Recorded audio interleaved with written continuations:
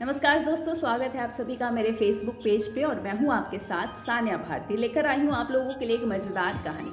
तो चलिए कहानी की शुरुआत करते हैं। सालों पहले गांव रत्नापुर में एक जाना माना मंदिर था।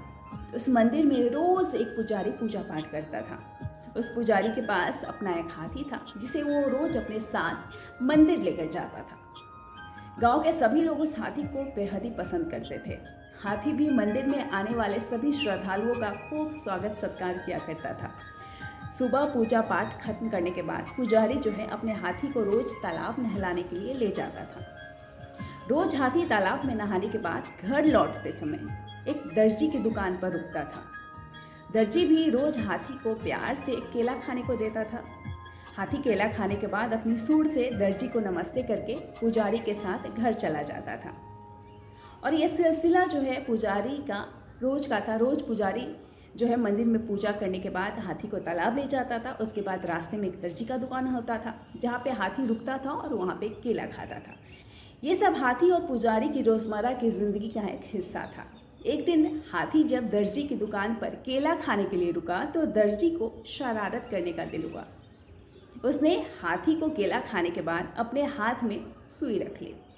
जैसे ही हाथी ने उसे नमस्ते किया, दर्जी ने उसकी सूंड में सुई चुभो दी। अब सुई चुभते ही हाथी जो है जोर से कराहने लगा, चिंघाड़ने लगा। दर्जी ने हाथी को दर्द में देखकर उसका खूब मजाक उड़ाया और जोर जोर से हंसने लगा। पुजारी को इस बात का पता नहीं चला कि क्या हुआ है। वो हाथी को सहलाते हुए अपने घर लेकर चला गया और अगले दिन फिर पुजारी और हाथी तालाब से लौट कर आ रहे थे। अब पुजारी कुछ दूर रुककर कुछ लोगों से बात करने लग गया। तभी हाथी रोज की तरह दर्जी की दुकान पर आकर रुका। आज हाथी ने अपने सूंड में कीचड़ भर लिया था। दर्जी अपनी दुकान में बैठकर कपड़ों की सिलाई कर रहा था। जैसे ही हाथी ने दर्जी को देखा, वैसे ही हाथी ने उसकी पूरी दुकान पर कीचड़ फेंक दिया।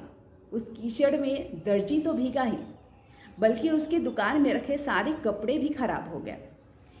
इस सब से दर्जी समझ चुका था कि मैंने जो कल किया है आज उसी का दंड मुझे मिल रहा है। दर्जी को अपनी गलती का एहसास हो चुका था और वो हाथी से माफ़ी मांगना चाहता था। वो भागते हुए हाथी के पास गया। उसने हाथी से माफ़ी मांगने की कोशिश की और कहा, हे गजराज, आपने जो भी किया बिल्कुल सही किया। मैंने जो कल किया था उसका नतीजा यही होना था। अब हाथी ने दर्जी की तरफ देखा और अपनी सूंड को हवा में लहराते हुए वहाँ से चला गया। दर्जी को मन ही मन बहुत बुरा लगा। उसने अपने मजाक मस्ती के चक्कर में एक अच्छा दोस्त खो दिया। उस दिन दर्जी ने मन ही मन ठान लिया कि किसी को भी मजाक में कुछ भी नुकसान वो नहीं पहुंचाएगा।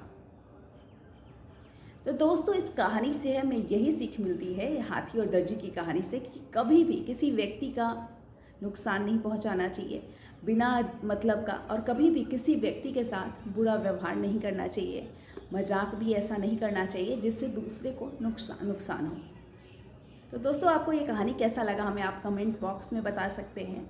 और ऐसी और भी इंटरेस्टिंग कहानी सुनने के लिए आप हमारे पेज से जुड़े रहें।